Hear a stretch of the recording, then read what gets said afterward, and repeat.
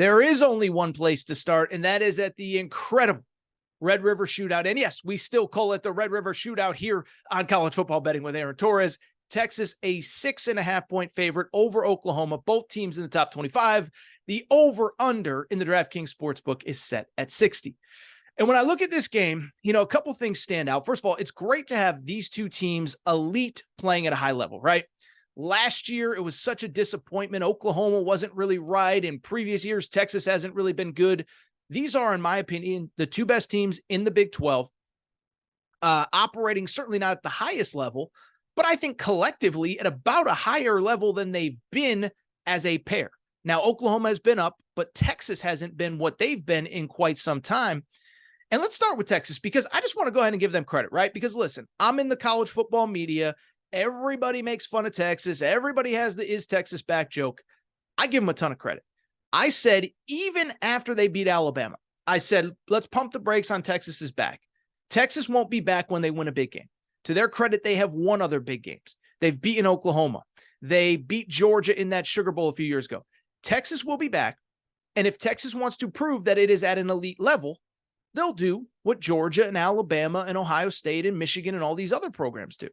It's not just about the big games. It's when you are a 21-point favorite, a 28-point favorite, a 17-point favorite, can you handle business? Can you go out, know you're the best team, and execute at the highest level? And that's what Texas has done over the last few weeks, and that is why I am so impressed with this team.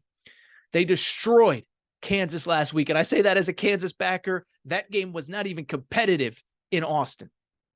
The week before, against Baylor, took care of business. I know Wyoming was close for a while, but this Texas team, it would have been easy last week to overlook Kansas, and that game was never really competitive. And that's what really kind of stands out about this game and this matchup. Top 20 matchup, but Texas, in my opinion, is operating like an elite program right now for the first time in about 15 years, and they're playing at an elite level pretty much across the board. If you look at pretty much any stat, Texas is at the top. Top 20 offense, top 20 defense, elite offensive line, good rushing attack. By the way, top 20 in turnover margin, so they're taking care of the ball. All those things that for so many years used to doom Texas, they have gotten it taken care of, and I give them so much credit because, again, I think they're operating at about as high a level as I have seen from Texas, frankly, since probably the Colt McCoy era, as they come into this one 5-0. And frankly, none of them have really even been close, right? Alabama was into the fourth quarter, but even in that game, they pulled away. Oklahoma, to me, though, is much more interesting. First off, do want to give them credit. They obviously last year went 6-7. Now, if you remember back to last year, I thought some of the narratives on Oklahoma were probably a little bit unfair because if you go back to last year, they went 6-7, but the only two times they got blown out, Texas in this game and TCU, Dillon Gabriel was not available. Their other 5 losses were all by a touchdown or less, and I believe 4 of them, I could be mistaken on that, were by a field goal. So this was a team, listen, they were competitive with Florida State in their bowl game. They were competitive with other good teams across the sport. But Oklahoma, the goal is not to be competitive. The goal is to win conference titles and national titles. And I give them credit because they do look much better coming into this game. And what really stands out is 2 things.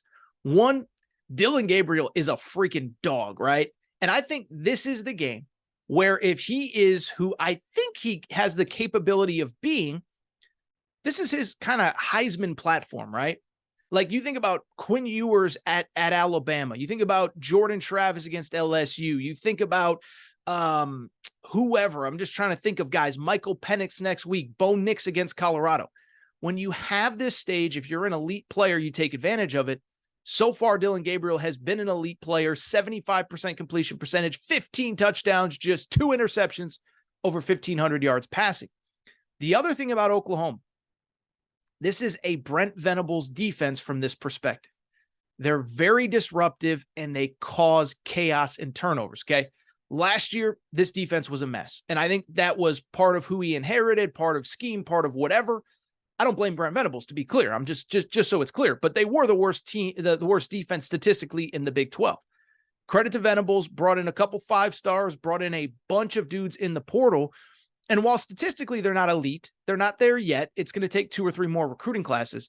They are much improved on defense. And I think the thing that stands out to me is the turnovers and turnover margin. This is a team that is top 15 nationally in turnover margin, okay? They are number 2 in the country in total turnovers forced and number 1 in the country in interceptions with 10 through 5 games. So we were hoping this defense would be improved. I don't even think we were hoping. I think it was like, if Brent Venables can't improve this defense, he might not be the guy. But they are much, much, much better, and that is what makes this game intriguing. In terms of this specific matchup, the one thing I will say, though, while Oklahoma has been good, this is going to be a major step up in competition. You look at who they've played this year: Arkansas State, SMU, Tulsa, Iowa State, and Cincinnati in league play. None of those teams are very good. Cincinnati's probably the best team. They're 2-3 on a 3-game losing streak. SMU is 3-2. And so that, to me, when I start to handicap this game, I'm a little concerned. Now, Texas, they haven't played elite competition outside of Alabama. And even Alabama is pretty one-dimensional when it comes to their offense. But at the same time, Texas has won on the road at Baylor in a hostile environment, dominated Kansas last week.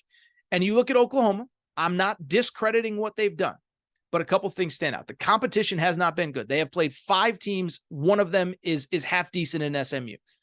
There are 2 other concerns beyond that. As good as Dillon Gabriel has been, it is worth noting the numbers aren't quite as good in league play. And by the way, that's a lot of quarterbacks.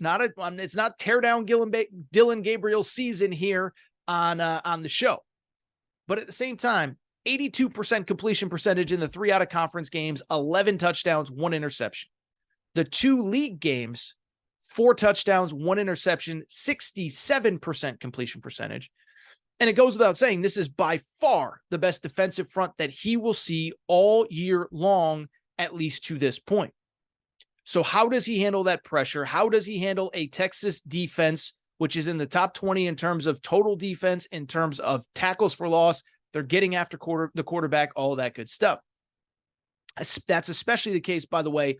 Oklahoma's not running the ball very effectively. They're 66th in the country in rushing, about 150 yards per game. That's great. But again, how do you handle the best defensive front that you have seen so far to date? The other thing that concerns me a little bit about that Oklahoma defense, I kind of praise them for all of the things that they do in terms of turnovers and forced turnovers, but they're still not a great defense statistically. Now, they're good. I wouldn't use the word great with them, though. 31st nationally in total defense, but against the pass, they are only 53rd in the country. And so again, this is a team, they're giving up yards, but they're getting stops at the right time. You know what this almost reminds me of? And this is a much watered down version. Last year, USC was terrible. Ironically, I know Oklahoma fans are mad I brought up that, you know who, you know where. But USC last year, they made it the Pac-12 title game.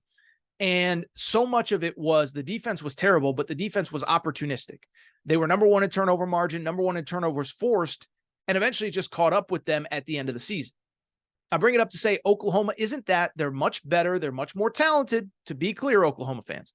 But at the same time, they are relying overly on turnovers, and Texas is a team that is not turning the ball over very much.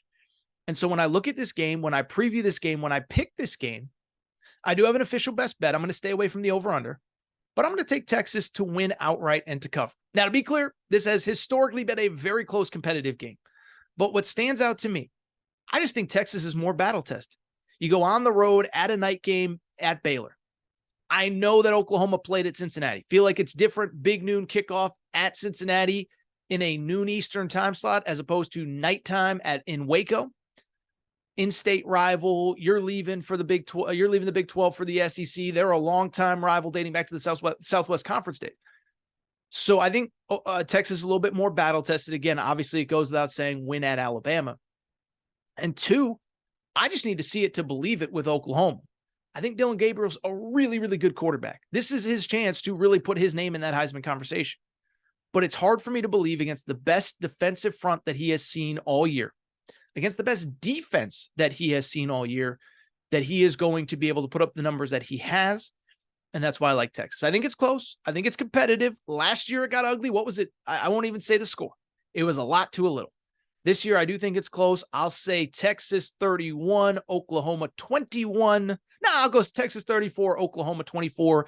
Texas wins. Texas covers. That is my official pick for the Red River Shootout. Thank you, everybody, for your support of the Aaron Torres Podcast YouTube channel. And we do have a major announcement as major news has come to the state of Kentucky. That is right. Legal sports betting now available in Kentucky. And here is the cool part. The Aaron Torres Pod YouTube channel has now partnered with DraftKings Sportsbook and the DraftKings Sportsbook app. And as a thank you to listeners of this channel, DraftKings Sportsbook has an incredible offer for all first-time customers. First-time customers, here's what you need to know. Download the DraftKings Sportsbook app. Bet $5 on any game. You get $200 in bonus bets instantly when you use the code Torres. That's Torres, Torres. All you got to do, it's very simple. Download the DraftKings Sportsbook app. Go to the DraftKings Sportsbook online. Bet $5 on any game. Get $200 in bonus bets instantly when you use the code Torres. First-time customers, take advantage of this exclusive offer. It's an incredible deal. Thank you to DraftKings. Could not be more fired up to be working with the DraftKings Sportsbook.